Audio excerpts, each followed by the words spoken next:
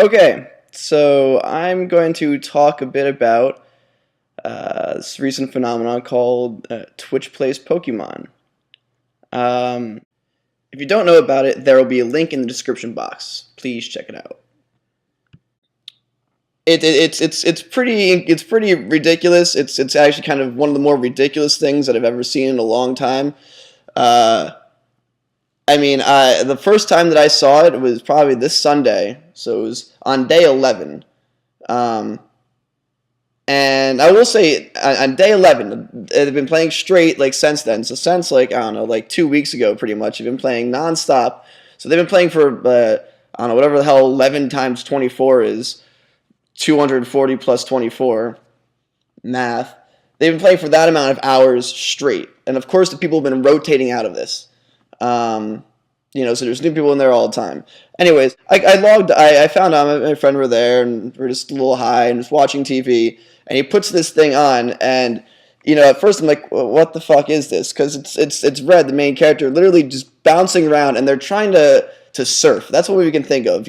So basically, it requires one person to go into the menu, and just click on Pokemon to go like surf, and done. It should take a normal player all of about 5 seconds to do. And we were watching this for probably close to an hour, and they hadn't moved.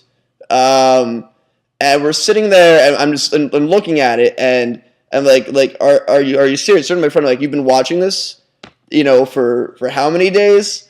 You've been watching this fucking nonsense for how many days? And I was laughing at it. It was insane. And then something pretty incredible happened. Which was that they finally managed to get Red to surf. So you move from the land to the water, and then out of nowhere it just started going straight down, which means that after about an hour of actually getting the character to surf, 50,000 people at the same time were thinking the exact same thing. All right, go down. 50,000 people put in like the go down fucking command and did it. And all of a sudden it was like, wow, for like 5 seconds, 50,000 people were thinking the exact same thing and doing it. And it was like everything just kind of came together there, Like it wasn't like come together, like holy shit,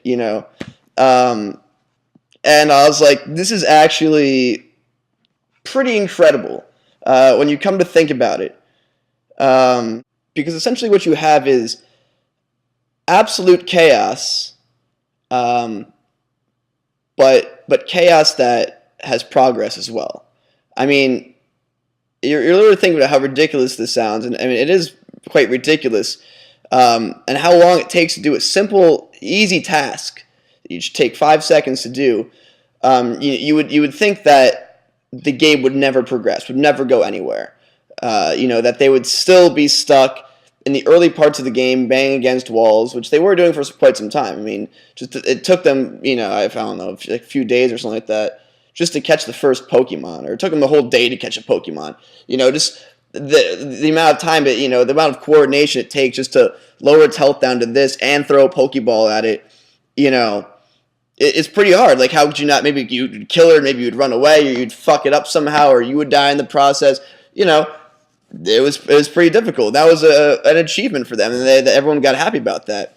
And you think, like, if it took them that long to do that, where could they be now? But at the time of this video, they have collected 8 badges, which is essentially most of the game completed. It's like the 8 major bosses out of the way. There's really not much left for them to do in the game other than beat, I guess, the Victory Road, the final boss or whatever, and then probably catch Mewtwo, which is like the crowning achievement at the end of the kind of game. But you're thinking about it, you're like, they could actually just fully beat this game. They could go all the way through it and be victorious. And of course, it would take them a long time and a bunch of ridiculousness of it, but they still did it. 50,000 people inputting different commands at the same time still did it. You think of something like New York City, right?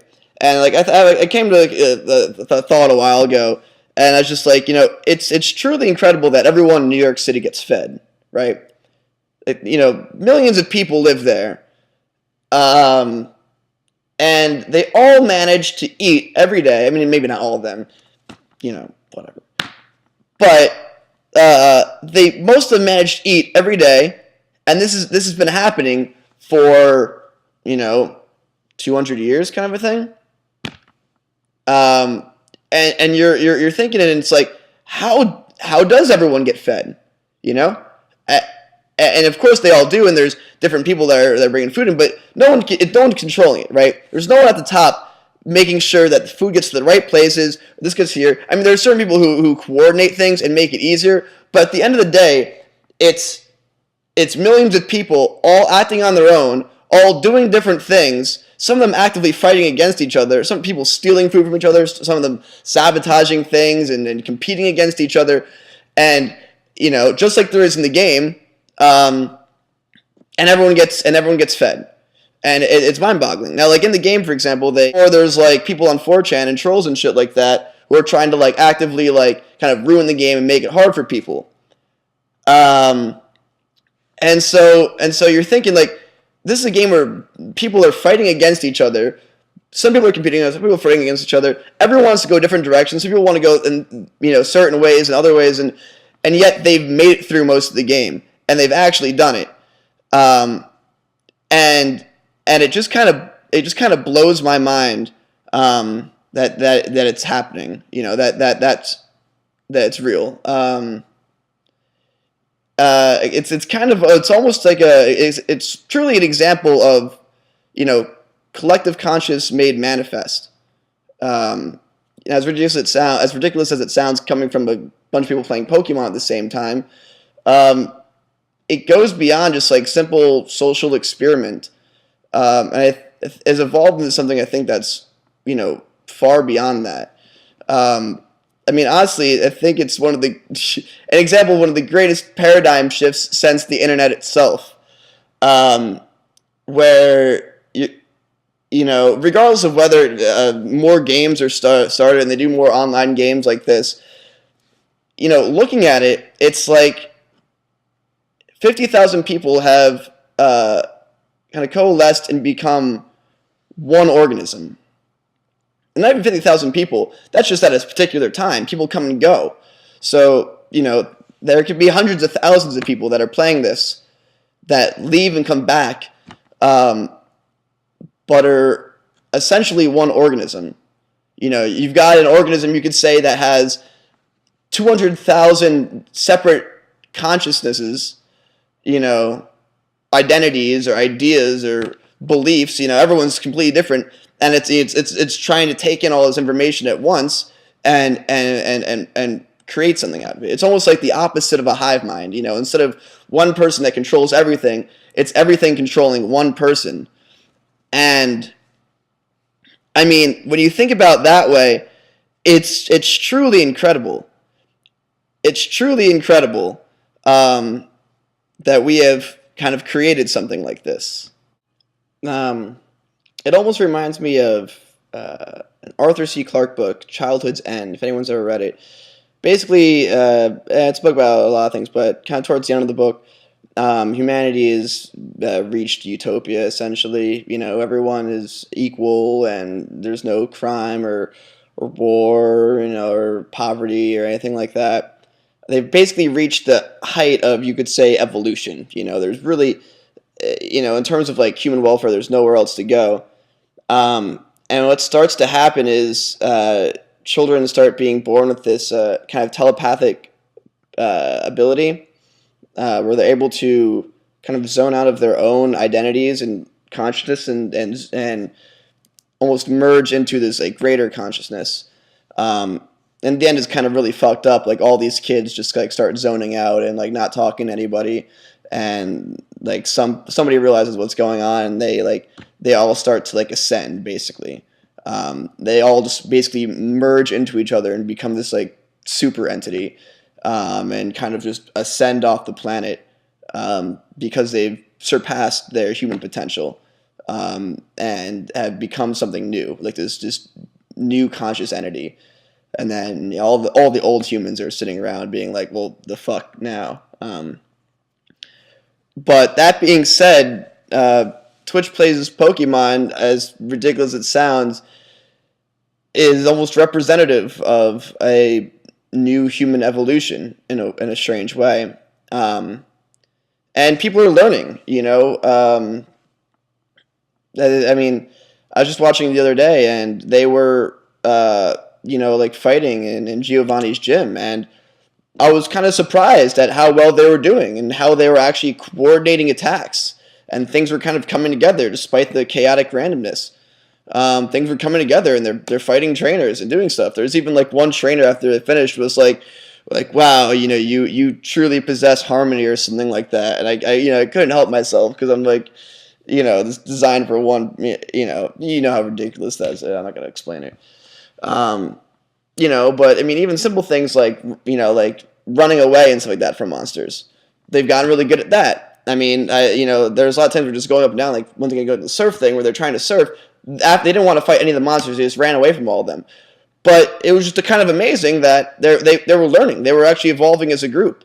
And whenever they got into a fight with a monster, they would run away, like, pretty soon afterwards. And it just kind of goes to show that, like, they are learning how to operate as a bunch of people. 50,000 people are essentially learning how to operate as one being. Man, it's kind of phenomenal. And this is one of the, I think probably one of the first times this has really ever happened. I think the act itself shows the potential of where this can go.